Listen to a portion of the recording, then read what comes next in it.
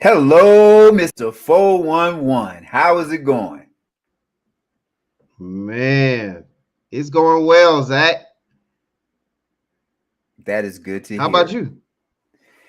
It is going well. As always, I'm still blessed, so I cannot complain. Hey, man, every time we get to see another one, man, it's a great day. So true. Yes, sir. Boy, we got a lot to talk about tonight. Well, but before we do that, though, Zach, we're going to welcome everybody to the Sports Brothers.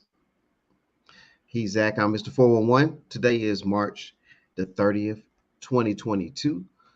Man, we got to talk about the Oscars. We got to talk about this NBA playoff race, the NFL owners meeting where they, you know, competition committee and all that good stuff going on. So there's some changes there. And of course, we got to talk about our show, man, Winning Time. We got to talk I, about that. I know you're trying to make me earn my money today. Oh, yeah. Man, we going all over the place, man. NCAA, NBA, NFL, Oscars, you name it. We got it tonight. You ready to do Yes, it, we Zach? do. Absolutely. And we're going to get it out, and we're going to get it out fast and efficiently. Like the old Buffalo Bills offense. The K gun. Yes, sir. Only this might be the T gun. All right. Well, ZNT coming at you in just a moment. Sports Brothers.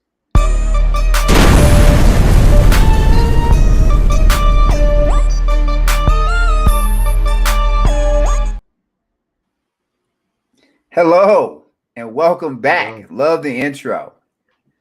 That Yeah, lets me know man. it's time to go. It hit hard, Zach. It hits hard. Yes, it does. And somebody else hit hard the other night too, and we'll get into that in just a moment. But before we get into that situation, ladies and gentlemen, please do the following.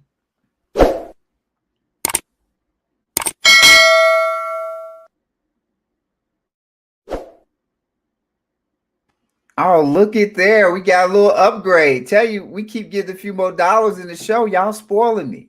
Giving me all this new high-speed stuff. Hey man, look, $2, them two bonus dollars, man. You see what happens? Hey, We put it to work. hey, hey, as as I've been told before, every little bit counts. So whatever we can add, we can add. Yes, sir. Yes, sir. Man, as we was talking about earlier, Zach, man, you know, the intro hits hard, man. We really fell in love with that intro, man, and it really sets the tone. But look, man, we got to go ahead and hit the open and drive, man. We got to talk about um, what happened at the Oscars with Chris Rock and Will Smith. We got to talk about this, Zach. hey, So, but before we hey, get deep, oh, okay, go ahead. well, I was just gonna say this. Normally, this would be the in case you missed it segment, but for this, my guess is almost nobody here in America, maybe even across the globe, missed that. And Will Smith definitely did not miss. Exactly. He did not miss. All right. Well, let's go ahead and let everybody, for those who didn't see it, we'll run two quick videos, and then Zach, I know you've been itching to say something about this, and we'll jump right in it. So we're gonna let two videos play, and then we're gonna roll. Jada, I love you. G.I. Jane 2, can't wait to see it. All right?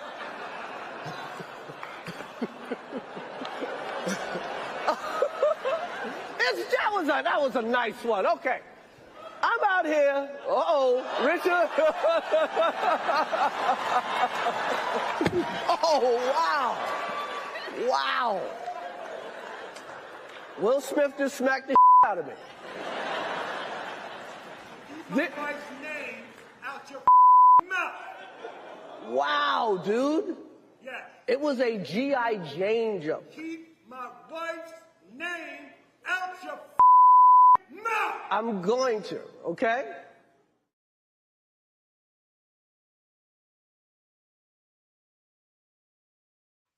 Well, that is definitely a good way to get anyone that might have missed it back up to speed. Now, I will say what I missed is a lot of people talking about the laughing part by Will Smith, but we can all get into this. So, oh yeah.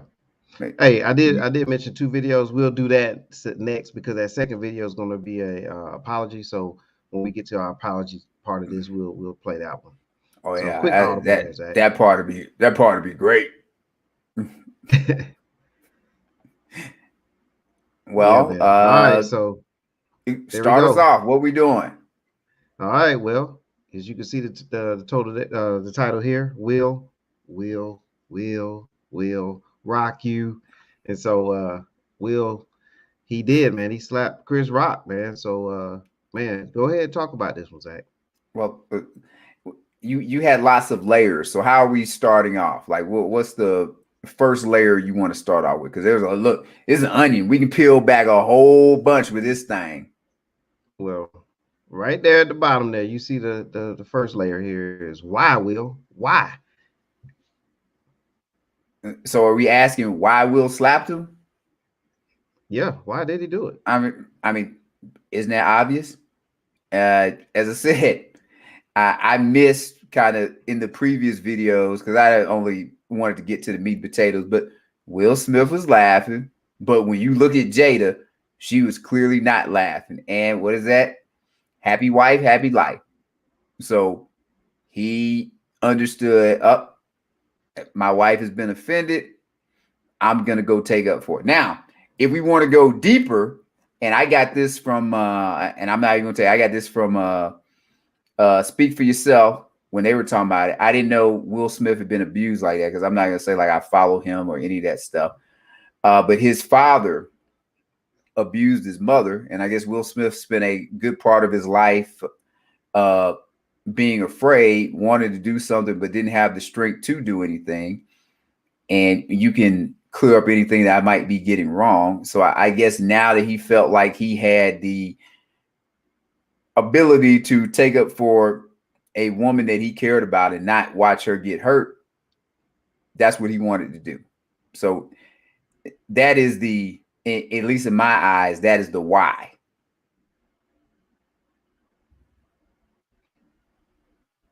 Well, yeah, well, for me, Zach, I mean, it's clear why he did it. He did it because of the eye roll by Jada.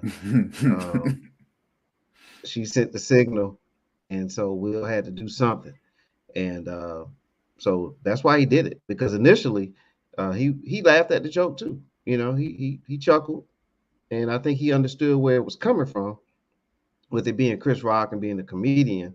I think Will didn't take it as serious as Jada appeared to have taken that joke, and so that's why he did it. He did it because of the reaction of Jada, and you know he had to do something. Now, why did he slap him? You know, the layer below the why. Man, I don't know. I think that might have just been a impulsive type of thing that he did there, because I can't count any other time that Will walked up and slapped somebody. You know what I'm saying? So, well, you know, not that we keep track of his whole life, though.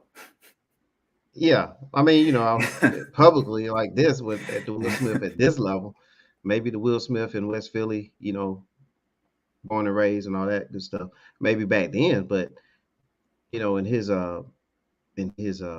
public eye part of his life, I haven't seen Will do anything like this.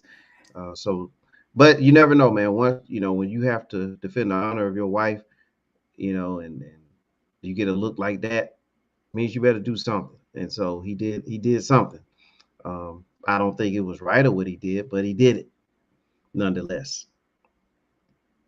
Okay. Well, don't be giving away those tidbits because I think we got a few layers of this to go. We just at the why right now. Yeah. All right. So who's to blame on this situation, Zach? Well, you could say Chris Rock because, Chris Rock, because he had a joke previously. I don't know if you have that video or not, where he talked about Jada and she said she was boycotting that she was boycotting the Oscars because Will didn't get nominated for Concussion. And then he was like, him boycotted or Jada boycotted the Oscars is like me boycotting Rihanna's patties. I wasn't invited, and I guess what was that back in 2016 or something like that? That was a while back at that joke, and so that's one joke. Now this is two jokes. Mm-hmm. Maybe if you're Jada, you like, hey, does this N have a problem with me? And I guess at this point, maybe this had been the first one. She would have found it, maybe laughed it off or whatever. But once you get a few too many, maybe that becomes a thing. But ultimately, I can't blame Chris Rock for getting slapped upside the head, even if he might have been asking for it. As my mama used to say, don't play the dozens.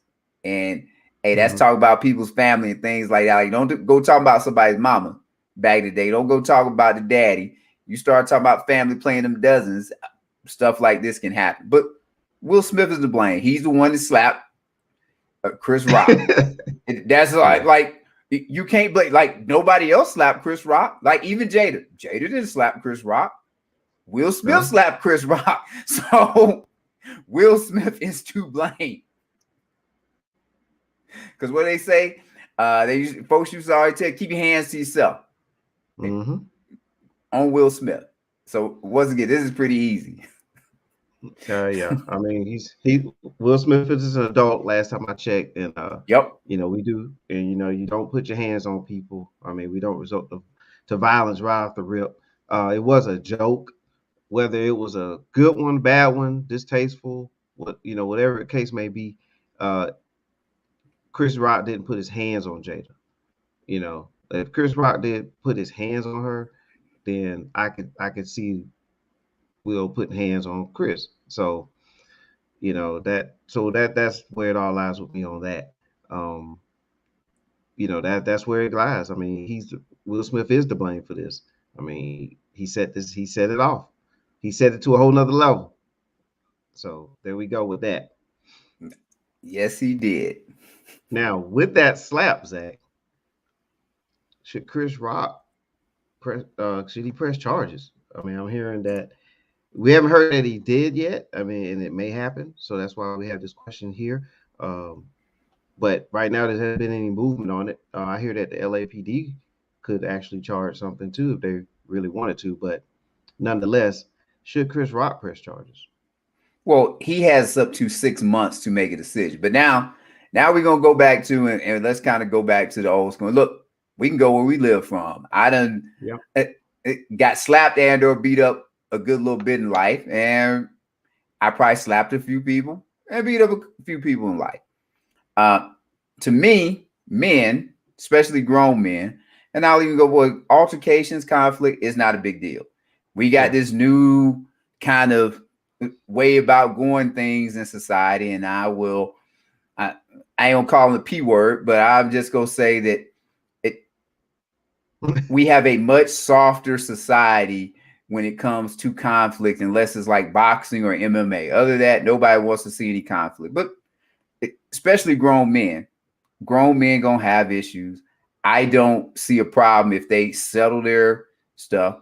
This kind of happened when I was in the military, and even football. You let individuals hash it out. As long as ain't nobody going to the hospital, ain't no big deal. So I would say no. If Chris Rock wanted to do anything, when Will Smith put his hands on him, Chris Rock could have handled his business. Chris Rock chose to be professional, set the standard. Like, he didn't even go after him after stage or anything like that. Like let's be real. What was it? Kevin Garnett, when he told what was it? Carmelo Anthony that Lala tastes like what? Honey Nut Cheerios. And Carmelo Anthony went after him on the court, then tried to go after him after the game and get into the locker room. Chris Paul. And I hate we going back to basketball. When Chris Paul first went to Houston, the thing with Doc Rivers' son, when they went back there, and then Chris Paul and them even they maneuvered through the whatever and got into the Clippers locker room because he knew the secret way. Hey, if you want to handle it in that moment. and that moment is gone. If he want to press charges, he can press charges. I wouldn't look fondly upon like it is what it is. You let it go in that moment. Your feathers weren't too ruffled. So be it. The only thing I'll add, what Chris Rock should do, he should sue the Oscars for lack of security. And I want to know what Chris Rock for. I'm gonna have to look, because what did he think Will Smith was trying to do when he came up on stage? Was he gonna give him a hug? You know, give him a high five for the joke that he said about his wife? But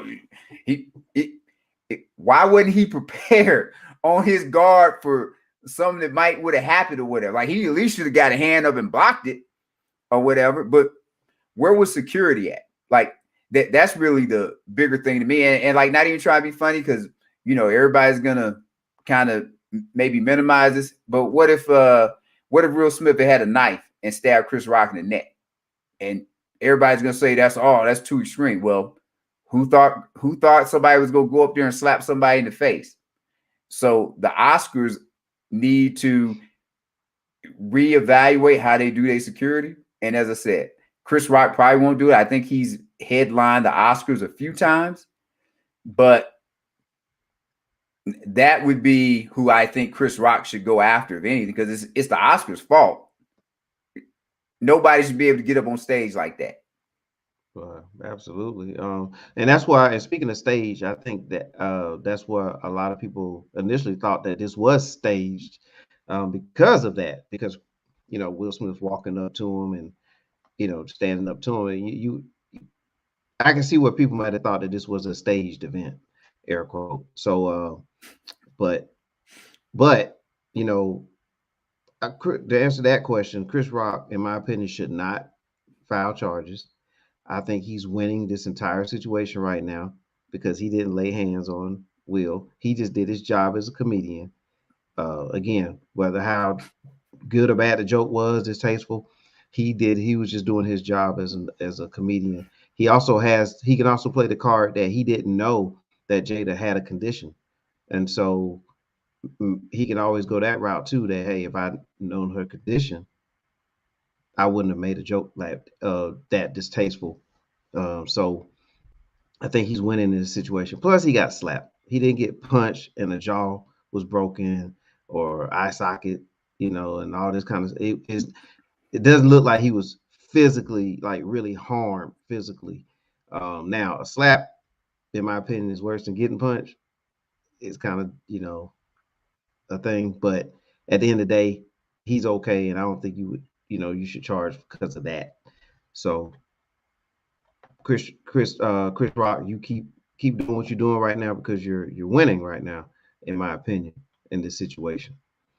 Well, Mr. 41, I'm gonna just add that you grew up in a nice household with your mom and daddy, and they must have sit you in the corner anytime you did something wrong, because I got slapped a whole bunch of life by my aunt and my mama because I said certain things, and I ain't ever feel like I was winning. So if getting slapped upside your head is winning, I don't want to win. His ass ain't winning. Like, now, he took the high road and literally turned the other cheek. His ass ain't winning, because when I see Chris Rock now, all I think of is you let this grown ass man slap you and you didn't do not a damn thing about it. That ain't winning. Well, I think he's winning, Zach, because he has a lot of material now that he can use, and he's going on tour pretty soon. He's gonna get clowned. Like, no, maybe if this was two females, and I don't know, say this was Taraji or something, and she got slapped or something. Okay, ain't nobody gonna get on them too much. Grown ass man, nah. He did the right thing by the book, but his ass didn't do the right thing. He should have whipped Will Smith's natural black ass, or at least tried to. I'd be happy if he had the broken jaw, like you said. Yeah, but it takes a lot to show this restraint that he's showing, and in a professional event like it was for the Oscars, and so for him to show that kind of restraint, and again, they just added a second date in Atlanta. for on his tour. I Now he has a second date. I heard his Yeah. tickets and all that stuff is going. And, That's great. and that's winning. It's not winning. Like I'm gonna just always go back to what I believe. Like money and all this stuff. Like at some point, you have to have some self pride and all this other stuff. And I know this is gonna go way off, but at one point, our forefathers, they were told they were winning, even though they were like, "Hey, we need to have more rights, or we need to be able to do." No, we let you do this. You can sit in this section of the restaurant now. What's the problem? We got a fountain for you. You winning. You got it now. And as I said, I know that's two different extremes. Hell no, he ain't winning. Because the pickup line at the club now, when you go up and talk to the chick, she like, "Oh, you the dude that got slapped by Will Smith." Nah, not winning. But that's my thing, not winning. Look, if all he care about is bank account, good for him. I hope his self-respect and his pride and whatever's gonna get said to his kids was worth it then. I don't know what number that is, but okay. He won. And so did Will Smith. Because I know this. I guess what ain't gonna happen no more. Jada jokes is done. Now, if Chris Rock want to be a bad SOB, the first thing he'll do is do another Jada joke. If he a bad SOB. But if the first line, whenever he do his next show, ain't a Jada joke, nope. Because what is that? Everybody gonna do now. Don't say nothing about Will Smith wife. Well, I mean that's a win in itself, Zach. But Chris Rock, man, he's gonna be on the road now. His tour is booming, and more eyes are gonna be on him. More eyes are gonna be on him, and good now for you can't. him. Now you can't wait for the material that he's gonna drop. So there's more material right there, already laid out for him. So I'll be interested to see what he does there. Yep, he's already set the standard. If he say something about you, you can go up there and slap him, and he ain't gonna say nothing about it. Yeah, I don't see that happening again. Don't see that happening again. Not at all. All right, next. Should Will Smith keep the Oscar? There's talk that the Oscar people, whatever you want to call them, the committee and all that, they're highly upset with Will Smith's actions, and there's been some discussion there about that. But just get our opinions on this act. Should Will Smith keep that Oscar? Well, the easy answer for this one is, what are their guidelines? And I think because of the Me Too movement and Harvey Weinstein, or whatever it is, if I'm saying that wrong, but I believe he was removed from a board or something of that nature because of what went on with him. And, the Oscar has specific rules now that dictate what is acceptable conduct or what is not acceptable conduct. And I'm a rules person. If what he has done violates their code of conduct, he needs to lose the Oscar. And here we go back to him being a grown man. He made a decision. And look, my folks have a lot of sayings. We'll go with our Victoria. And a lot of these sayings, unfortunately, they're Mr. 401k right before I was about to get my ass beat because I did something. But our Victoria said quite often before she gave me one of those learning moments via switch and or paddle no, that was the extension cord, what have you, that grown folks decisions, and this is like when I'm 11, 12, 13, have grown folks consequences. He made a decision. Once he made his decision, like if they locked him up right now for 6 months for what he did for assault or whatever, that's a decision that he made, and he just gotta take it to the chin. So if he loses this Oscar that he worked hard for, because if he loses this one, he is never getting voted for Oscar again. Like that's over with right there. So if he loses it, it is what it is. Kind of like Reggie, oh my God, Reggie Bush lost the Heisman. Mm-hmm. Pete Rose can't get into the MLB Hall of Fame because he gambled. These are just the thing. And if Will Smith didn't know the rules, That's on him because the rules were there for you to know. It just is what it is. And I'm not gonna say I feel bad for Will Smith. Will Smith is grown. He older than you and I. And I kind of also from this standpoint too, Will Smith didn't go slap like The Rock, or he didn't go slap Mike Tyson. So I ain't giving him like GP points because he went up there and he did that. But it is what it is. Whatever he gets out of it, as you said, if people ain't gonna mess with his wife no more, that's cool. If he feels better because he finally stood up for a woman that is in his life, and you know that was something he was struggling with, that is good too. And if he gets stripped of his Oscar, that he is putting a lot of work to get him for, which I didn't think King Richard was that good and Oscar worthy anyway. And I don't understand why these black actors keep getting these awards for all of these bad, terrible roles. Like Denzel gets it for Training Day. Halle gets it for, what is that, Monsters Ball? Like Monsters Ball. Like all these roles that I wouldn't think are Oscar worthy, they getting it for. So if he loses it, I don't care. It's whatever. Yeah, should he keep it? I mean, he should keep it as long as they don't take it from him. And then that's just my take on that. And I'm good with it. I mean, you know, this is Hollywood people, Hollywood issues. I mean, so, but if he keeps it, I mean, he did win it, you know. So if they don't want to take it from him, I'm good with that too. Matter of fact, I'm good with the whole situation all the way around. But we just had to talk about it because who isn't? So. With that. Now, well, I do kind of want to add this though. What is disappointing, because I got to put this in there. I believe this was like the first black ran production for the Oscar. Yeah. Mm-hmm. And we get two black guys having an altercation. I know this, it might feel a little bit better if that had been a white actor and Will Smith went up there and slapped a white actor, or if it was a white, well, even though if it was a white actor that slapped Chris Rock, this would be like Armageddon. And that guy would probably be in jail because we would talk about how racist and all whatever it is, blah, blah, blah. But that is the bad part. And this is going to sound like people are going to take this and they're going to think it sounds crazy. This is why NFL owners and this is why colleges ain't hiring black guys to be their head coaches. And y'all like, oh, well, every time you put yourself out there as a black man, and maybe I can say this because I'm 47, about to be 48. This is how I grew up. You are representing the black race. When you leave the house, you represent your family. When you get in a position, you like when Warren Moon, and he's my favorite football player.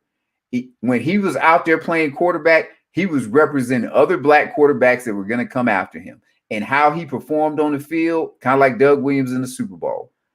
This stuff has an effect on other individuals.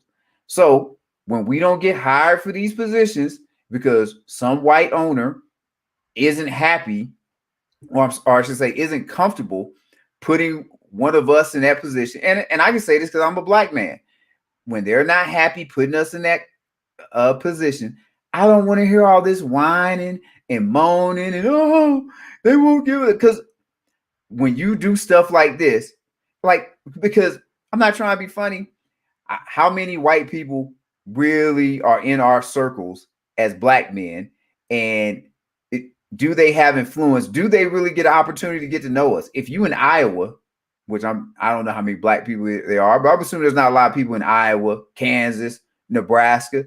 What they see of us a lot of times is what they see on TV, and that helps them form their opinion, at least somewhat, of what we are like.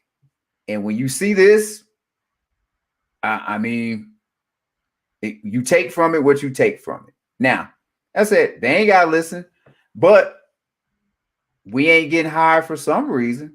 So either they ain't comfortable with us because of how we conduct ourselves, or we just ain't qualified enough or smart enough to be able to do that type stuff. So you tell me which one it is.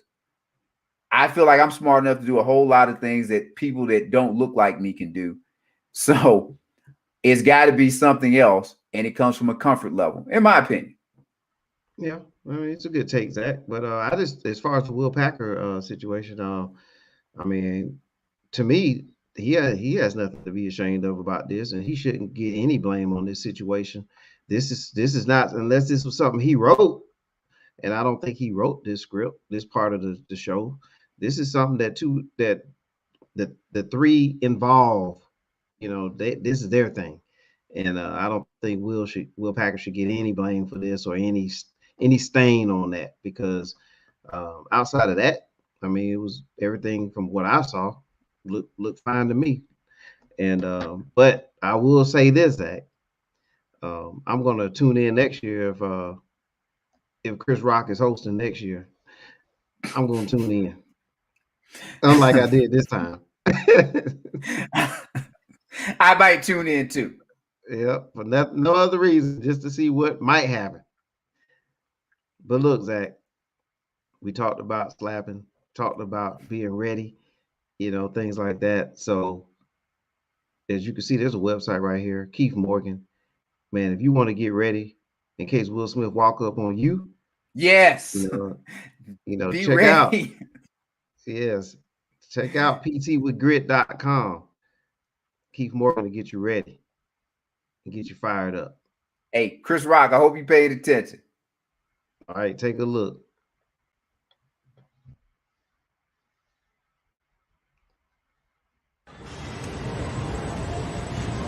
I'm going for 8. Yeah. Come on. 6. Come on. Come on. 3. 2.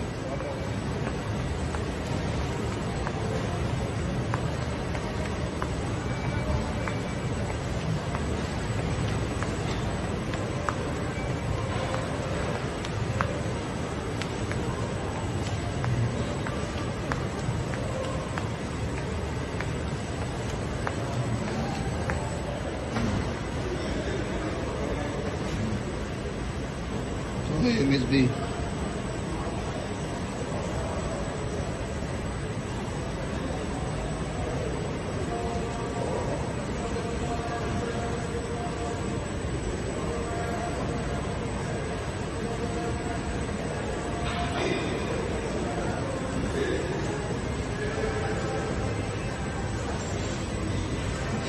Come on. Come on.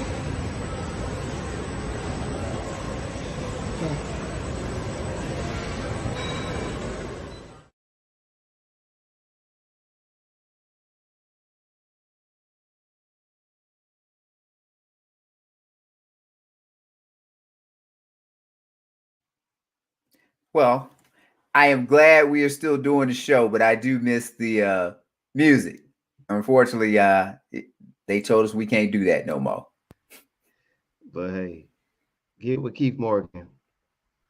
Pitwithgrit.com. PT with grit. It gets you ready. And by the way, Zach, we didn't show the apology. So we need to slip that in there too real quick. Okay. All right. Let's go on and get this, because I got a comment for that too. All right. Let's get it. Moments ago, Will Smith apologized for slapping Chris Rock during the Academy Awards last night. Here's what he wrote on Instagram. Violence of all its forms is poisonous and destructive. My behavior last night's Academy Awards was unacceptable and inexcusable. Jokes at my expense are a part of the job, he writes, but a joke about Jada's medical condition, that's his wife, was too much for me to bear, and I reacted emotionally. I would like to publicly apologize to you, Chris. I was out of line and I was wrong. I'm embarrassed and my actions were not indicative of the man I want to be. He goes on, there is no place for violence in a world of love and kindness. I would also like to apologize to the Academy, the producers of the show, all the attendees and everyone watching around the world. I would like to apologize to the Williams family and my King Richard family. That's a reference to the movie for which he won the Oscar. I deeply regret that my behavior has stained what has been an otherwise glorious journey for all of us. I am a work in progress. Sincerely, Will. The Academy of Motion Picture Arts and Sciences condemned Will Smith after he slapped the comedian Chris Rock during the broadcast of the Oscars. In a statement, the Academy wrote, the Academy condemns the actions of Mr. Smith at last night's show and will explore further action and consequences. Well, I can already tell you that apology right there is a lie, because when he's talking about a world of love and kindness, what world is he living in? We got a war going on right now, or if not a war, at least a skirmish going on right now. And we've definitely had some wars in both yours and my lifetime, I want to say. So ain't nobody trying to like miss me with that. And I'll go even better with something that I can say for myself. Back when I was married a long time ago, the wife won when I came in too late from the club or something of that nature, and I said I was sorry. Her thing was, your ass ain't sorry. You just sorry you got caught. This was probably supposed to play right after we did the does he deserve his award or not? He just wants to keep his damn award. Okay, but his ass ain't sorry.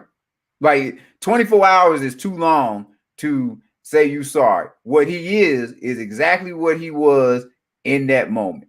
As he said, keep my wife's name out your effing mouth. And he said it twice. He was real. He wanted to handle it in that moment. He ain't sorry about what he did. Well stated, Zach.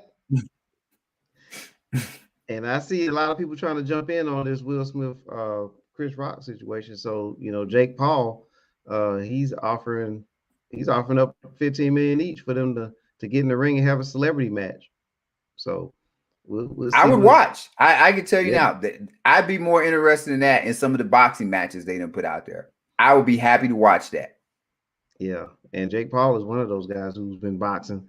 He, recently had a couple of bouts that a bit underwhelming for me, but he's a celebrity guy to get into the game. He's also going to be in WrestleMania, so Jake Paul is kind of everywhere. And speaking of that, is this a possibility? Is it a possibility that Will Smith and Chris Rock will get in the ring? And I don't care what you tell me, Chris Rock ain't happy about getting slapped. He may have conducted himself professionally and he may have said the right things. He ain't happy about that. Oh, yeah. I mean, I'm not saying he was happy about the situation by no means now. No, I know you weren't saying that, but what I'm saying is if it's something where he can get a chance to hit Will Smith in his face, sure. Something where they just kind of teaming up trying to make fun of it, nope. I wouldn't see that happen. And I would lose serious respect for him if he did. Yeah. Well, Zach, we transitioned into the NCAA. Speaking of respect, well, I don't even need to be talking about this.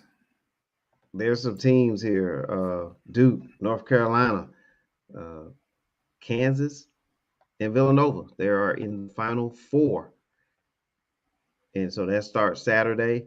And the men's Final Four should be an interesting one.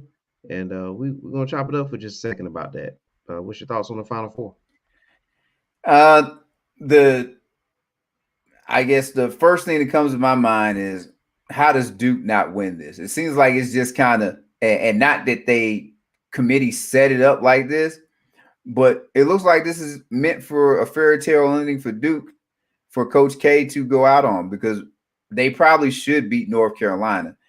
I mean, just think of this. You telling me Coach K's career is about to end and he's going to lose to North Carolina? Like, out of all the teams he could get his last loss to, it's going to be North Carolina? I just don't believe that. Like, that is probably not how he wants to go out. So then he wins the North Carolina game, and you talking about he's playing in the championship against Villanova, who just lost a guy, or more likely probably Kansas. And now you're telling me he's going to lose his last game, in the last game that he would ever have a chance to play, that is the national championship. Once again, that doesn't seem like it's going to happen that way for Coach K. Now, it could, but I just think it's just kind of set up for Duke to pull this thing out now. I'll tell you what, it definitely is falling Duke's way up to this point. But also, North Carolina, I didn't expect them to make it this far. I don't know if many people did. You can help me out with that, But I didn't I think did they'd make it not. to the Final Four. No, So I don't think people had. I'm not sure they had them doing anything past their first game. yeah. I was thinking that second round game was probably the end of their road, but Yeah, they're definitely making it a Tobacco Road semifinal here. Wow, man. There's a part of me here that I have North Carolina taking this game. They did beat Duke in the final game of the season at Duke, and man, Carolina, they have a couple guys there that like Love. He was really hot. If he can shoot the ball like that, or even close to that in this semifinal, I think Duke can go down. Now Duke has the talent. They have the yes, NBA most talent, definitely. if you will, but they're young guys too. And we've seen Duke lose several times this year. And just because they're in the Final Four now doesn't mean they, it's like, oh, this is where they were supposed to be from the jump. Like, they survived here. I watched them get beat by Virginia Tech too in the or was it Virginia Tech or somebody beat them in I the think it was ACC Virginia tournament? Tech in the ACA Yeah, tournament. yeah, Virginia Tech. So and Virginia Tech went home pretty quick in the tournament. But no, I mean it's open, it's wide open. But I'm gonna go with North Carolina on that one, on that side of it. Kansas and Villanova. I actually think the champion is gonna come from that game. I think that, but I do think Kansas, because of their, the veterans that they have on the team. I believe they, if I'm not mistaken, they have at least maybe 4 seniors on there that's in the main rotation, I and definitely couldn't tell you. they've been a number 1 seed. They are a number 1 seed, and they are in the final, so they actually are doing what they have to do. Villanova, man, steady as they come. It's going to be a tough out. But I think the Kansas, the depth and the experience on Kansas side to get them past that, and I think Kansas will take out the Tar Heels in the final. So I have Kansas winning this Final Four. Well, as I said, I'm falling back on Duke, but I would love for David. Like if I'm not a big Bill Self fan. I'm not a Coach K fan like that. Do I respect him because of his time in the military? Most definitely. I'd like to see Davis win it, but if Jay Wright from Villanova won, I wouldn't be mad either. But I don't think they have the, as you said, the talent compared to the other two teams.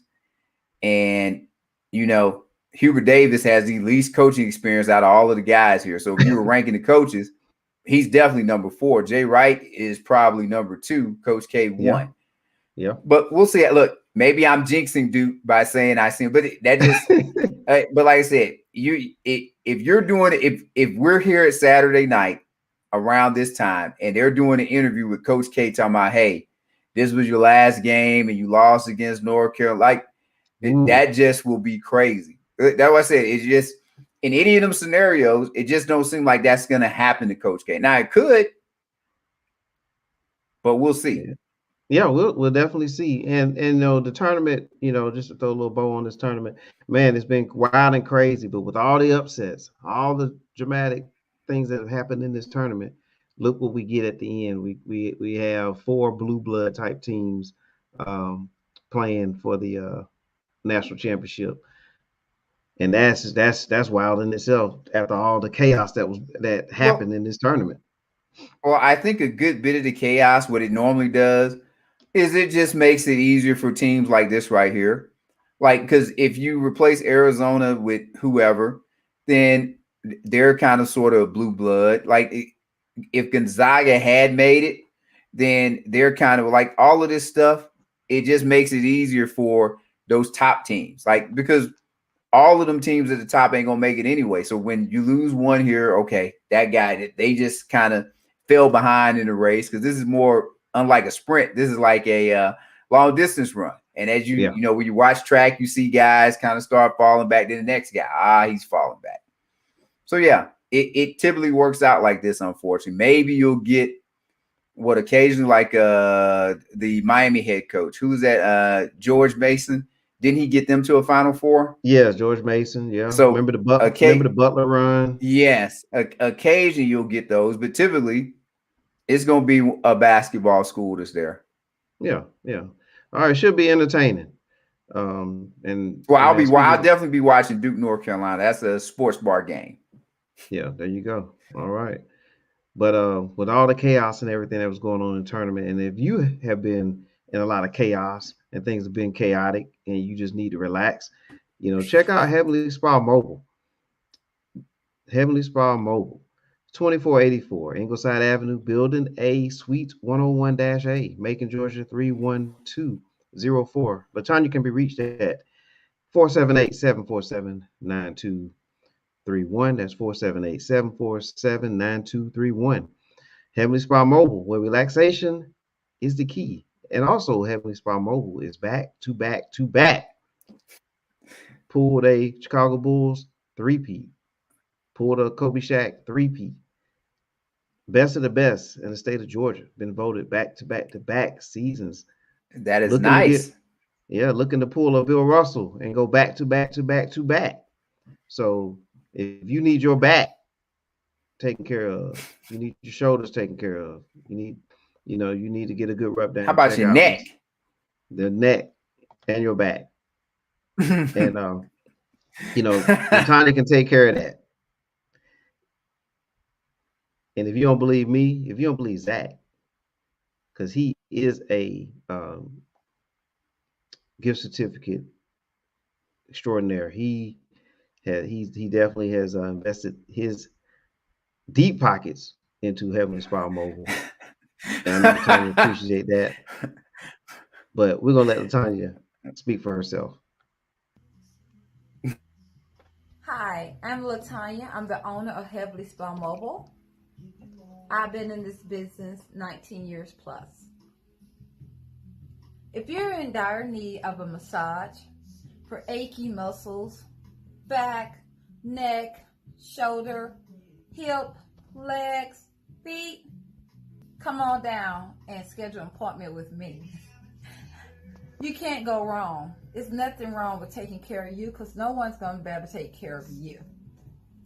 I'm located at 2484 Ingleside Avenue, and that's in Building 8, and that's in Macon, Georgia.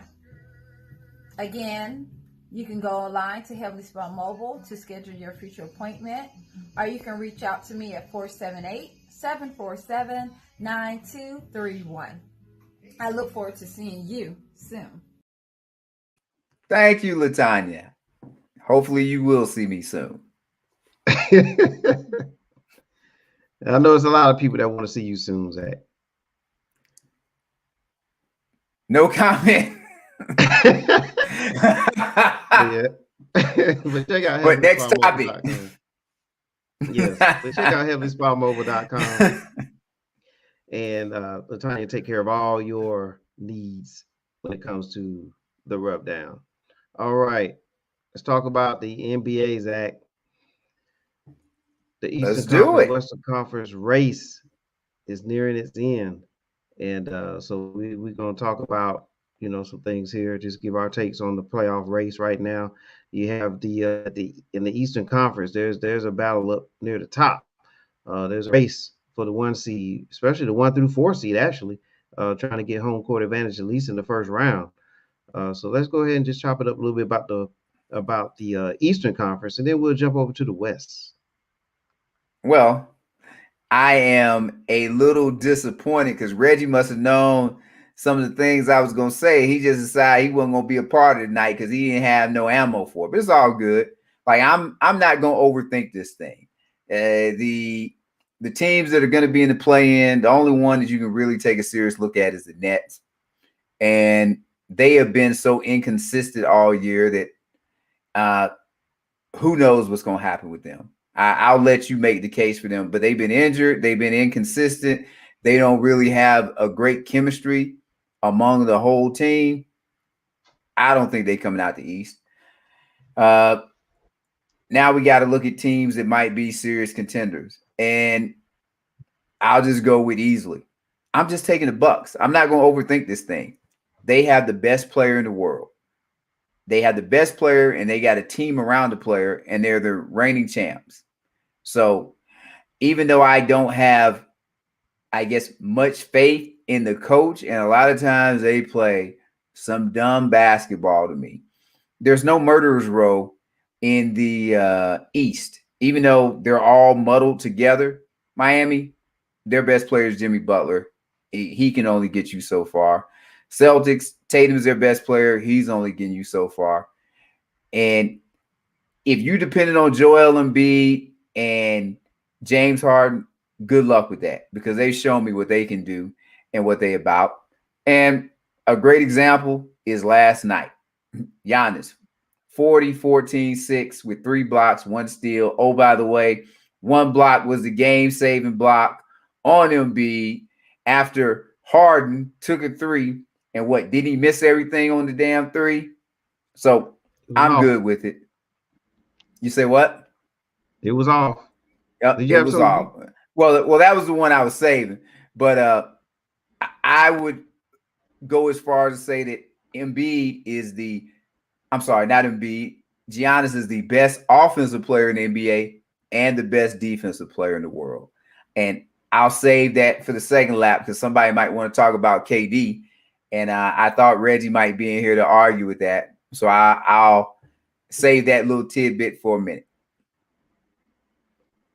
Okay, you save a little ammo there. Yeah, my take on the East, Zach, man, it's gonna be a scramble at the end. But you know, Boston made this serious run to become the number 1 seed in the East, and then they turn around and just sit everybody. You know, once they got to that spot, so that's showing me, you know, how bad they really want that number 1 seed. I mean, you worked that hard to come from the bottom. They pulled a Drake, you know, started at the bottom. Now they're here, and they made it all the way to the 1 seed just the other day. But now they're gonna, you know, not play Tatum, not play Brown and another player, and they just end up losing the game that they normally would have.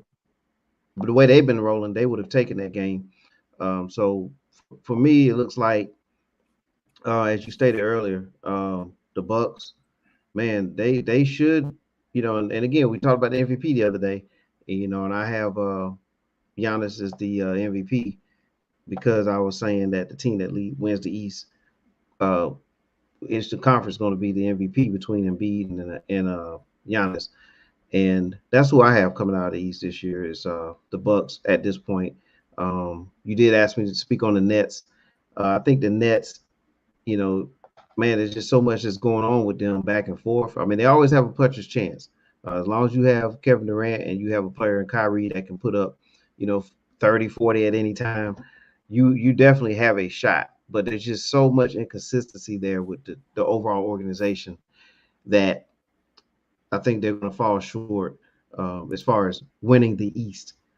They can definitely make a conference final, and of course, depending on what side of the bracket they're on. But I do see the Bucks taking the Eastern Conference. Well, that is good to hear that we were on the same page with that. And as I said, Reggie ain't here, but I'm sure he would want to argue with me about saying that Giannis is the best offensive and defensive player, because he's probably going to tell me that Kevin Durant is the best offensive player. And the only thing that I will argue with that about Kevin Durant, he looks pretty. You know, everybody likes when guys, kind of like Kyrie, everybody was, oh, he's the most skilled player ever and all this other stuff. That's great. What's his career average? So, yeah, he might be more skilled than Shaquille O'Neal, but that's just like being a boxer. Sugar Ray Leonard is way more skilled than Mike Tyson. Mike Tyson will knock Sugar Ray Leonard's ass out if they got into a fight back and they both in their prime, because Mike Tyson has that whammy bammy, and it don't matter how it looks. It all counts the same when it goes through the bucket. If it's inside the arc, it's 2 points. If it's outside the arc, it's 3 points. So if you average 30, you just average 30. If you average 15, you just average 15. Tim Legler shoots way better than Shaq does. Nobody would tell you that Tim Legler is a better scorer than Shaq. And I'm saying with Giannis, he is a better offensive player than Kevin Durant right now. And Kevin Durant looks prettier. Kevin Durant has more weapons in his toolbox. But tell me who goes out there and gets buckets. Who gets what? What's their scoring averages at the end of the day? And anybody's going to tell me how great Kevin Durant is and all this, I'll just go back to Game 6 when he was in OKC against Golden State. Win that game, you closing them out. You ain't got to go to a Game 7. And what did KD do? And that was the biggest game of his career at that time. He had already been to the finals. This was a great opportunity to get back. He gave you 29 points on 10 of 31 shooting, and he went 1 for 8 from 3. So I need you to be a great offensive player when I need you to be a great offensive player, not when it's easy. Now, I know we'll look to some of the things he's done now, but tell me outside of when he teamed up in Golden State, has he really been this great offensive force? Because anybody could be great if you got, like you just told me, Kyrie's great. He should be able to play if Kyrie's out there. He should be able to play if Curry and Clay is out there. Tell me the great offensive players playing with Giannis.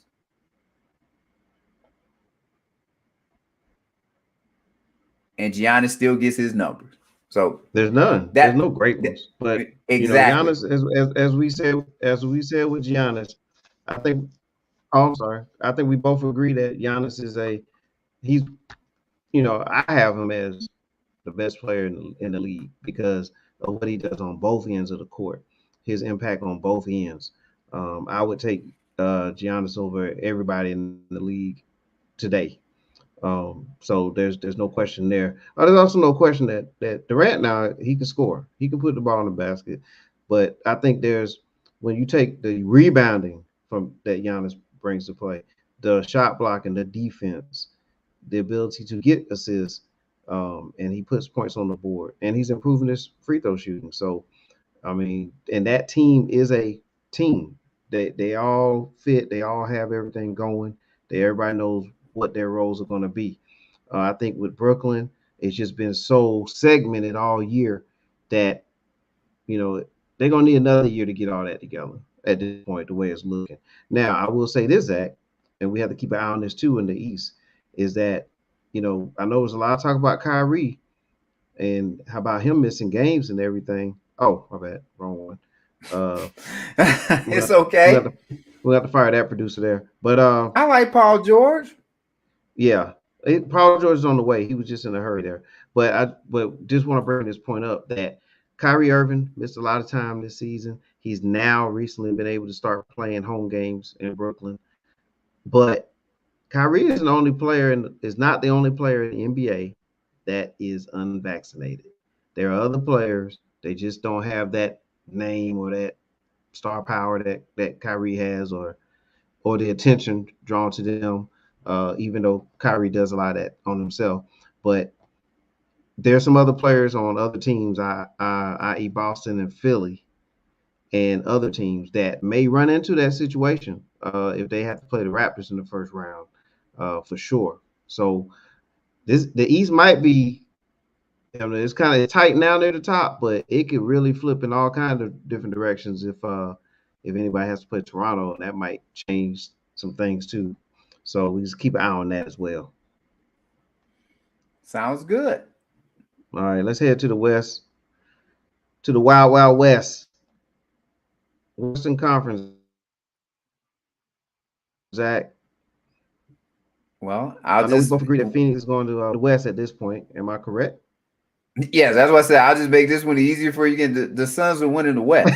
So it like all of this stuff below them, okay. Like maybe Memphis makes their Western Conference final, and that'll be good for Ja. Maybe Golden State gets there, but they ain't gonna have Wiseman, so they ain't got no size like that. And once again, they trying to get their team back together, say from injuries or whatever. Though that they do have years of playing together, but Jordan Poole has been playing good, and then now when Curry comes back, like you shifting guys, bro. Gary Payton had been playing very well for a minute, and Clay, like all of that stuff, as you've told me, guys need to stay in a role and feel comfortable with their role. And then who else we got out there that we like? Come on, I'm not gonna do anything with Utah, and everybody's gonna be on this Luka train. Hey, if Luka just can get a first round series win, great for like they are the best team in the NBA. And even over the Bucks, they are the best team. From game one, they've been the best team. And game wherever they at now, and I'll just say at the end of game 82, they gonna be the best team. And they got Chris Paul back. So yep. I'll be shocked. It would be a massive upset if they don't not only make the Western Conference Finals, but win the Western Conference and are playing in the NBA Finals. Yeah, the only thing that's gonna stop them in the West right now, Zach, is themselves, injuries, something along those lines. Outside of that, I mean, this team is clicking. Defensively, they're clicking. Offensively, they're already clicking. I mean, you know that's enough said there. They've shown you that they can play without Chris Paul. Yes. They still run their stuff, whether he's on the court or not on the court. Now, speaking of shifting into different roles, I mean, into their proper spots. I mean, the backup situation is great for Phoenix now with Chris Paul coming back. You got Cameron Payne that's going to fall right into his spot. I mean, everything's just looking it's looking bright in Phoenix. The sun is shining there, very bright in the desert. Now, on the other hand, you know, near the bottom here, we have the play-in part of the tournament. And, you know, there's a lot of talk about my Los Angeles Lakers and whether they're going to make it at this point. Now the new conversation is, are the Lakers going to even make the play-in? I have an answer for that, but I'll let you go first. My answer is, who cares? They not going to compete for a title, so what does it matter? The Lakers are about championships. Who cares? They're a name, and they got LeBron, so this is in the news every day. It doesn't matter. They have no effect on the championship title. This has been a failure of a season for the Lakers. And so now, what is this? Year 4 for LeBron with LA? 3 out of 4 years in LA, it has been a failure. I couldn't agree more with you, Zach. So couldn't agree with you more on that situation. Man, now I don't think anybody thought that the Lakers would just not make the play-in tournament. I mean, there's enough talent there. I don't understand why LeBron wanted to say that there's players that are out there playing now that don't have postseason experience and things like that. I mean, there's other teams that have those type of players too, and they're still rolling. There's other teams that had injuries and they still are in the playoffs and still moving forward. So not many teams can still roll out, can lose a player, all-star, matter of fact, an all-NBA level type player in Anthony Davis, but still have a LeBron James and a Russell Westbrook still on their roster to go along with other veterans as well. Like, I mean, they still have, you know, Dwight Howard's a veteran, Carmelo's a veteran. Like, there's enough there that you still should be a playoff team. I mean, the Clippers have played almost the entire season without Kawhi, and then I can't even tell you how long Paul George been out. And you saw the picture pop up. He missed a good chunk, but yeah, he missed a serious this is chunk. good for the Lakers. Yeah, it's good, but and as far as long term, but I mean, when you hear people make excuses, there's none to be made. You know, I'm a Seattle Seahawks fan. I don't make excuses for them. You know, I'm a New York Mets fan. I don't make excuses for them. I'm a Los Angeles Lakers fan. I don't make excuses for them. And so, I mean, you look at, and we'll put his picture up now. Paul George, he's supposed to return, right? You know, so when he comes back, they will finally have a player. Like, their 2 elite guys have been out, and the Clippers have still managed to be an 8th seed in the Western Conference.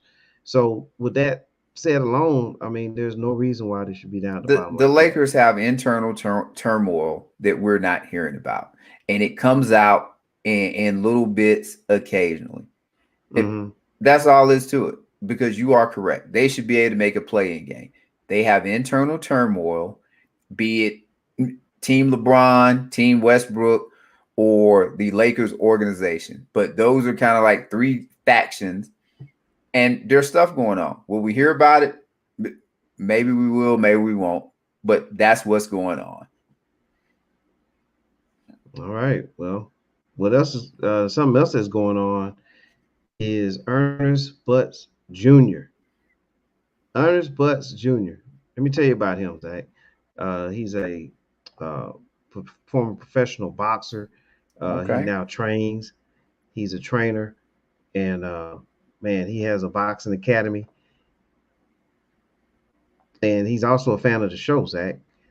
So there it is. Ernest Butts Jr., Boxing Academy at 3555 Mercer University Drive, Suite 104-1, Macon, Georgia 31204.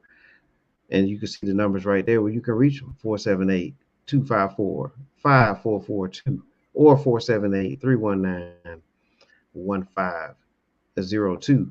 If you once you get done with Keith Morgan and PT with grit, and you still need some more moves to take care of Will Smith, Ernest Butts Jr. is your guy.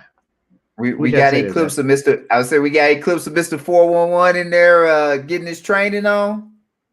Well, Mr. 411 has been in the lab. He's been in the lab. There'll be some future footage coming out. Gotta do some editing. Gotta do some editing, Gotcha. We gotta do a little editing there and get that through and get that approved. But what we do have is Mr. Butts himself. Hey, what's going on? Ernest Butts Jr., CEO and president of East Butts Jr. Boxing Promotion. Over here off of Mercer University Drive, 3555 Mercer University Drive. You want some real good personal training? Meet your goals? Come see me. I can put you to work. Get those goals. Like I said, I'm located over here off of Mercer University Drive, over here in the Mercer Crossing Shopping Center. I'm open every day from 9 a.m. to 8 p.m. The number over here is 478-254-5442. Or, if you're serious, you can reach me at my cell, 478-319-1502. Come be a part of a real boxing gym. Everything is real in here. Real trainer, real promoter. I promote pro shows in the city. But what I do best is personal training. I can get you in the best shape of your life. Give me a holler, man. Ladies, men, come holler at me. Self-defense, anti-bullying. I also work with kids, starting from the age of 4 years old.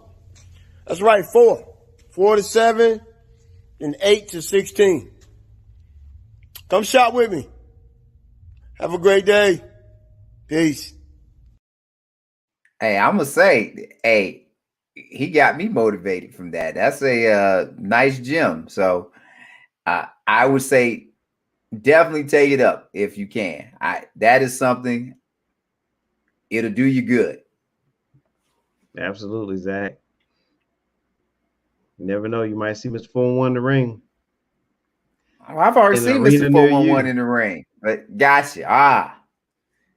Mr. 411 ain't this nice guy everybody think he is. At least not all the time. Hey, man. All right. Speaking of time, in the NFL, they had a lot of discussions about the overtime. And it looks like the NFL has decided to change their overtime rule. It looks like there was a groundswell there and enough momentum to now they're changing the rule up where that both teams have an opportunity in the game, in overtime. And so we're just going to talk about that real briefly. So you go ahead, Zach, and talk about the overtime situation in the NFL. Well, obviously this isn't our generation of football that we grew up with. And you like to say this every once in a while, but I was a DB and I was a corner. And I really hate quarterbacks, man. Like, this is a quarterback rule. This is all because Josh Allen didn't get a chance in overtime against the Chiefs. You got 60 whole minutes. If you can't get it done in 60 minutes, then game over. So now, this is what's going to happen under the new rule. Kansas City gets the ball. They score a touchdown. Kick the extra point. Buffalo gets the ball. They score a touchdown. Get an extra point. Kansas City gets the ball. They get in field goal range, and the game is over. That's exactly what would have happened. So this rule doesn't change anything. I say it all the time. I loved when the NFL had sudden death. Why? Because now I do like they're at least adding that element back to it.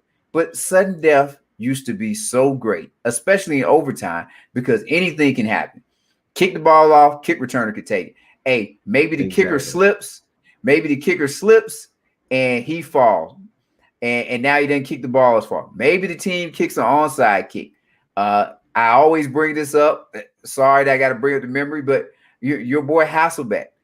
We want the ball against Green Bay and score. And we're going to score. And he throws an interception to Green Bay to end the game. But that right there, to me, like everything when it's sudden death is important. Now, they've changed the rules to make it so easy for quarterbacks and receivers to move the ball up and down the field. That's why they want to do this. But play some defense.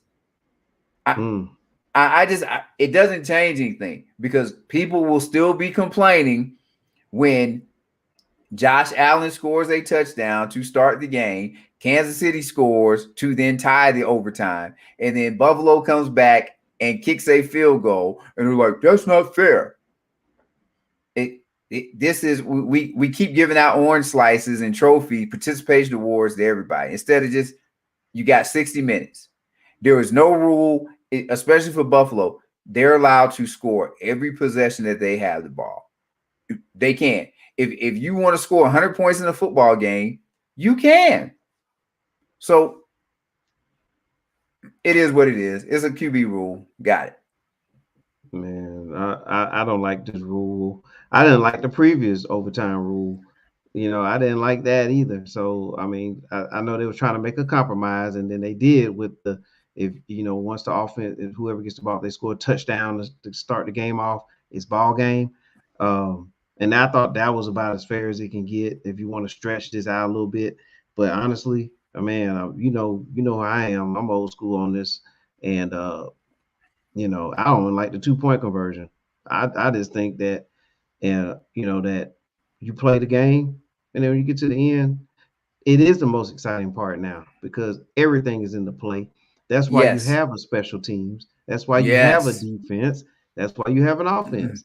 You know what I'm saying? And people are complaining, and as you said earlier with Buffalo making a big deal about this, and then some other teams too. But in particular, I mean, if your defense isn't doing their job, why we need to come up with a rule to appease that side of the ball? I mean, stop somebody, get the ball back. And again, I like what Bill Parcells said years ago. I mean, it's probably been decades ago now, but he was talking about the NFL overtime, and this was back when there was a debate about, okay, you have the college overtime rule versus the NFL overtime rule, and he was like, the NFL overtime rule, he was all in on that. And it's because what he said, all aspects of the game is in play. Yes. When you just play the old school style of NFL ruling, where the kickoff, everything, you can do onside kick. I mean, anything can happen, as you said earlier, about a kicker slipping or a punter slipping. But imagine, a good punt to get to change the field position if it's fourth down. Like, all that's important. That's all part of the game. Or a block punt, like literally anything. I'm with you. That is, you have to be on the, like, at least back in the day, you had to be on the edge of your seat in overtime. Exactly. And there's nothing wrong with that. And then with all these injuries and concussion and all this stuff, why don't we just make the overtime as simple as possible? First team score, win, you take it to the house. Just because you lose the toss don't mean you're going to lose the game. If your defense, if you don't have that kind of confidence in your team, your special teams and defense, then you don't need to be in overtime. You don't need to you don't need to be playing overtime anyway. You need to get the other team to win. Be done with it.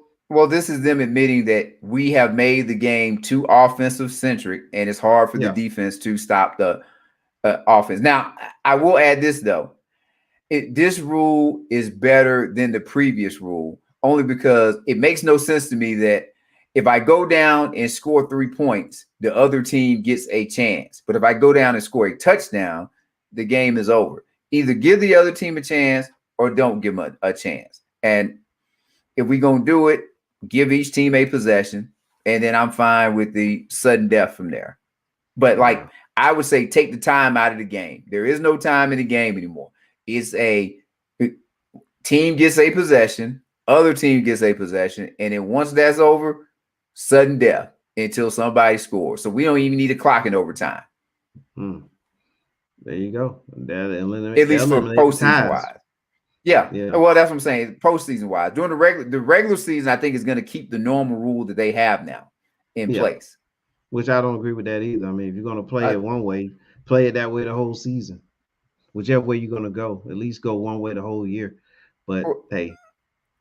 Well, they're trying to keep it, I guess, from becoming a longer game or whatever. But it's whatever. As I said, this is a QB rule, and that's what people like now. Yep. And I'm with this guy right here, Zach. Come on now.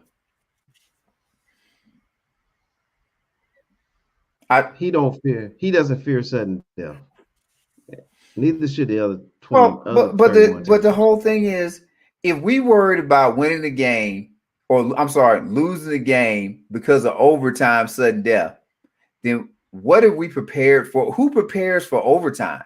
Like, if you that good of a coach and you like, hey guys, we're gonna do all of this game plan just so we can get to overtime.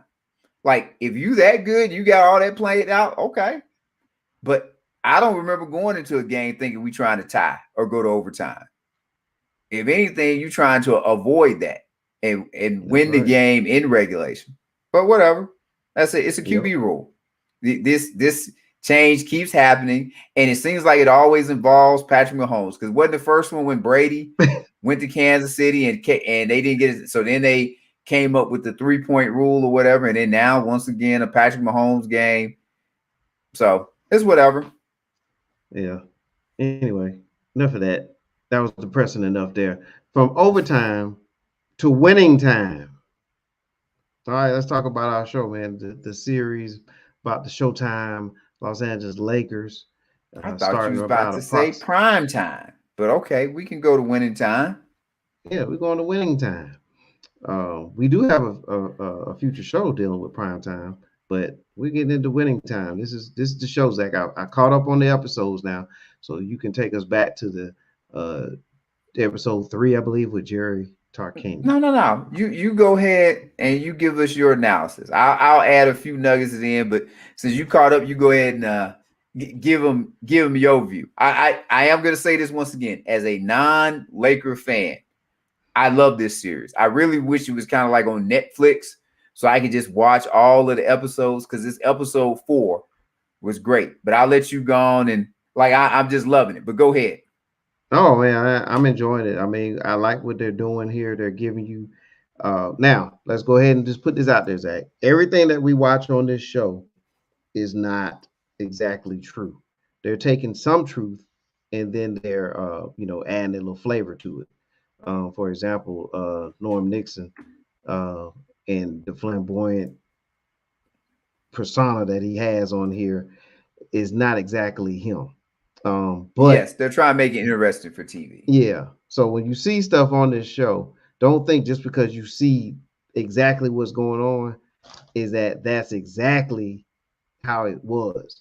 It's dramatized, as they say. Yeah.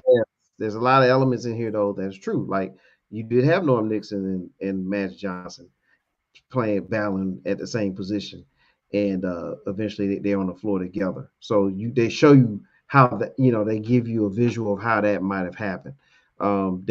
Jerry West, very driven guy, very broken man, because of his basketball playing years with the Lakers and not being able to really take down the Celtics.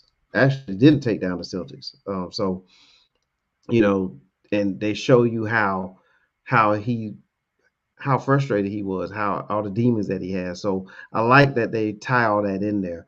And then they basically are showing you the origin of like how the Laker Showtime era is forming and how it formed, and the way that Jerry Buss really wanted to make the Laker organization exactly what the original title was, Showtime. So I like that. I like the part about Jerry Tarkanian, how they had him as a top candidate, for the team. And as you can tell, Jerry Buss, he wants to make a splash. you know, and now they're not able to make that splash, and you could just see how that rolls from there. Also, Pat Riley.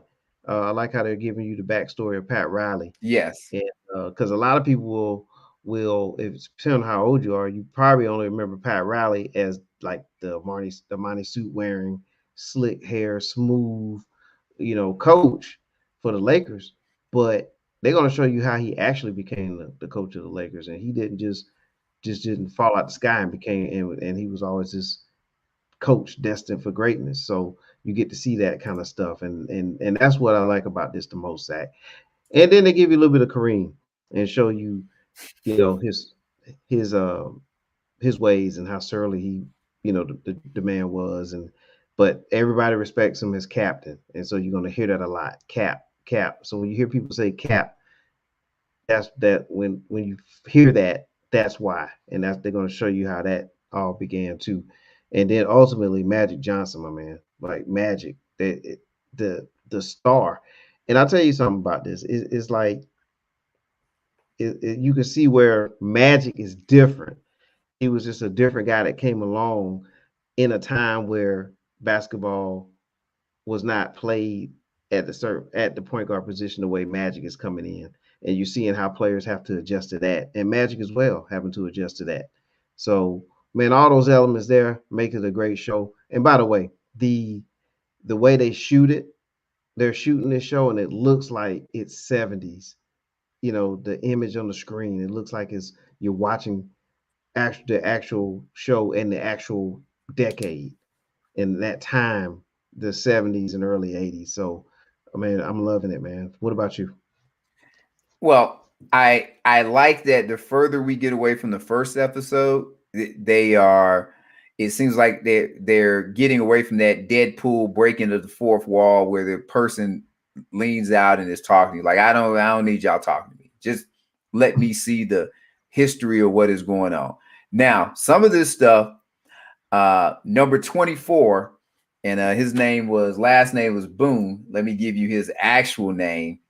It is, and this is the guy from the latest at Ron Boone, and he was an ABA like all-star, whatever. But he came in and he's with the Lakers. That's the guy that Magic ended up punching. But that's kind of see, they never said his name, but when I saw the number, and I'm assuming they specifically put the number, I said, let me go look. And if you look at the roster, number 24, Ron Boone. So a lot of this stuff I'm getting like, maybe this stuff really did happen. Like they didn't just want to say his name. And with Kareem is very, very surly. Like and I'm not sure they're going too far overboard because you see Kareem isn't involved in a lot of stuff in the NBA. And sometimes people tell you like the bridges and everything that you're making as you're going up, this is what you are getting. And Jack McKinney. I know everybody complains about individuals getting head coaching jobs, but wasn't he a assistant for like 20 years? Yeah, long time. He was assistant for a long time, and he was doing very well. And I'll just go ahead and give the spoiler because I didn't understand why he stopped coaching the team after like they started off 10-4 and why he started coaching and Westhead took over. But supposedly he had a bicycle accident, was really, really bad. And they were not sure if he was going to come back. Westhead took over, and the team did so well while Westhead was doing it that they just kept it going with Westhead. But it was nice when they said he said, "No, Magic, you stay on A squad." And then Norm was about to go on to go. He said, "You're on A squad too, Norm." And he said, "Who's the point? Whoever gets the damn ball." And then I liked his offense too. Like, it was great when Kareem had the ball and he did the sky hook, and then McKinney came out there, and he's like, and Kareem is like sky hook. He said, "Yeah, that's great area." But say every time you get the ball and you slow down, the other four guys watch you do your work. And in a subtle way, Kareem bought into it because when they were trying to boycott in the locker room and they were talking to him and they like, "Cap," he said, "I think we should keep doing what we're doing." Yeah. So Actually, yeah, exactly. And then think about that. Kareem, he had already been in the league, what, 10 years at that point. And and as we know, pretty much when we was really watching the Lakers, he was more secondary. I mean, he still put up good numbers, but he was at that point he was more secondary. Um, at some point, and you can see where that's starting to transition, where the game is transitioning to eventually is going to be led by Magic Johnson, and it's going to be more up tempo. But they're still going to feed the captain, but it's a yes, change of game. And another thing too with McKinney, with him being in Portland and the Bill Walton Blazers that won that championship over the 76ers, they were not the better team, quote unquote, or the favorite right after, to win that. They had a bunch of no names, as they said in the episode. But they played well together. They moved the ball, and their center was Bill Walton at that time, a great passer too, pass and cut guy. He was man. If he didn't get injured, we'll be talking different about him. Um, but still, he was bringing that element of the game to the Lakers, and so you see where the transition is going there, and how a lot of players were kind of, bucking at him for making them run so much and do all those things. So yes, yeah, so it's interesting, man. It's really good stuff, and I love what you mentioned about the numbers, right? On one of the podcasts, they talked about that. They talked about how they wanted to make this as accurate as possible. So when yes. you were able, so you just proved that theory by going Yep. in, typing in number 24 and find out who it was. And they are doing a great job with that. And how about Michael Cooper? Man, I thought Oh, that was Michael Cooper hey, for a second. hey, that was really nice. Them adding Cooper. Now he didn't end up being in the starting five, but he was a definite key contributor, and it was good. Like it Yeah. was. And I said, funny when Kareem said, "Hey, Rook, take my." He's like, "I was on the team last year. I ain't a Rook no more." but Yep. nobody look. It's funny. Kareem didn't want to run. Kareem just sat over there and run. Yep. And Westhead tried, and Kareem's like, "Nope." And guess what? But everybody else kept running. Didn't know. Look, he's the only one that sat down. Now, and here's the thing about Kareem at this point too, because I want to say at this point he had already won 5 MVPs, so he really was like legit top 5, probably definitely top 10 player all. He only had the 1 championship, but he was a legit all-time great already as a player, and they probably really took your college stuff and probably even high school stuff in account. So when you start adding up all of his accolades, he was the man. So that is why, like anybody watching, that is why he could do. So don't be saying, "Oh, well, nope." He was a franchise. Like this is before kind of all the Jordan, and not to be funny, but championships didn't really matter then. Like they mattered, but they didn't. Like nobody judged you off of championships. They judged you off of your accolades, and he had all of the accolades. Yep, he totally dominated the game. No, yes, at all 3 levels: high school, college, and pro to that point. And had an unstoppable shot. The only person I seen block the shot on video has been Wilt Chamberlain. He's blocked it a couple, maybe 2 or 3 times, but that shot, man, look, it takes Wilt Chamberlain to block it, and even he can barely get it from time to time. Hey, as Isaiah, oh my bad, as Isaiah always says when they talk about he always shows Kareem the ultimate respect and talks about how great he was, even like 37-38 when they were playing him in the finals.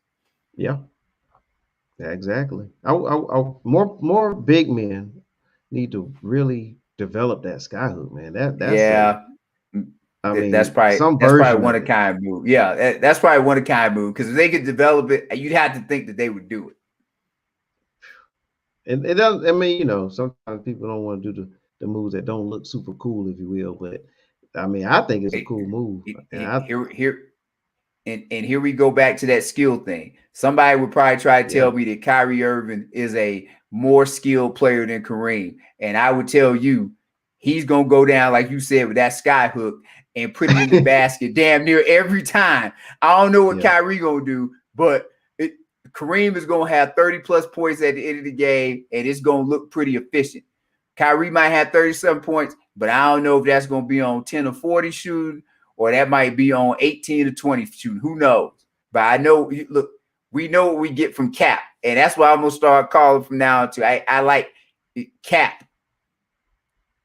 Though we getting into some other episodes. If you saw the trailer where Magic Johnson, and see, this is why I want to know if it's real or not, where Magic Johnson is questioning his leadership. That will be good. It will be good. I can't wait. Can't wait for that, Zach. All right, man. We're almost out of here, man.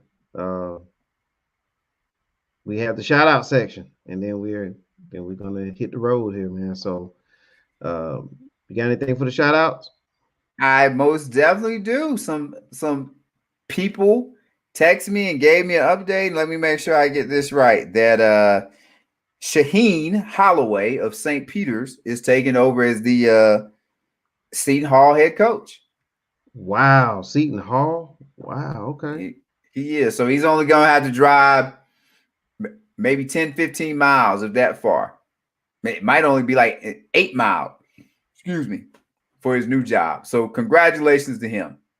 And congratulations to whoever gets the St. Peter's opportunity. And let me add that I don't know if you got this one, but NFL-wise, the DC for Tampa Bay will be taking over as the head coach. Oh, okay. Well, man, not only we getting shout outs, we're getting breaking news. Todd Bowles. So congratulations to Todd Bowles. Bruce Arians is moving up to the front office. Now, is that a Tom Brady and Bruce Arians couldn't get along? And hey, this is the compromise that we going with. But at any rate, Todd Bowles gets the job. Our guy, and more so your guy, Byron Leftwich, does not get the job. Interesting. Sounds like if he stays with the organization, it may be a long play here that they're going with. But we'll see how it all plays out. But yeah, I do think that Bruce Arians, that's a Tom Brady, Bruce Arians decision there. Yes. Because Brady, this is the gentleman that retired, and we didn't hear anything about a coaching change or any kind of coaching situation. So, it's ironic that Brady unretires, and now the head coach, who we know they had some back and forth with each other, is now, moving to another position. So this is just all to kind of continue the season with Tom Brady as your quarterback. Yep. All right. Well, I have a shout out as well, Zach. It's to Buffalo, New York, the Buffalo Bills. They have a stadium that's in the works, and it's been approved, and so I think it'll be ready around 2026. But good for Buffalo. I mean, good for them. That town, that city, they 30 years. Woo. Yeah. Wow. But that's what they have. I mean, they have the Buffalo Sabres and they have the Buffalo Bills. At one point in time, they had a basketball team, the Buffalo Braves. More people may know them as the Los Angeles Clippers, but they had some good years in Buffalo in the NBA too. But the Bills is, that's home, and it's good for those fans. They're dedicated. Anytime you can be out there in sub-below weather with no shirt on, or just be out there, period, to watch a game, because I'm not doing that. Correct. You deserve a new stadium. So Buffalo, congratulations to Buffalo, New York, Buffalo Bills, and that new stadium. Yes, congratulations. And congratulations to your Los Angeles Lakers. They are now back in the 10th spot because the San Antonio Spurs lost. So they're in the play-in. Good job. Good job. Look, that's bad news, Zach. I rather not even make the playoffs this year. But I would agree. Lottery pick would be great for them. if they could get say in the top 3. That would be awesome. Absolutely, man. We made it, man. We made it to the end of the show. Yes, we did. We had a lot to cover, but man, we had to get it done. Great job in the production meeting. We'd like to thank everybody, all the staff members that helped make that possible. And to bring this show, this is something that the Sports Brothers want to do and love to do. Yes, it is. This was a nice long one. We got a lot of things we got to talk about. So appreciate everyone that hung with us. Exactly. As you can see below on the screen, man, we thank you all for watching. Thank you all for tuning in and listening. But for Zach, I'm Mr. 411. We thank you all for watching and listening. We are the Sports Brothers. And we're out. Have a good one.